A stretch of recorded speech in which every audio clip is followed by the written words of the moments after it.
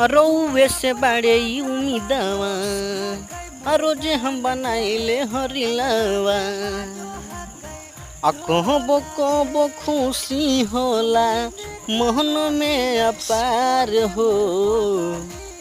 आज पूर गइल 46,000 यूट्यूब परिवार हो।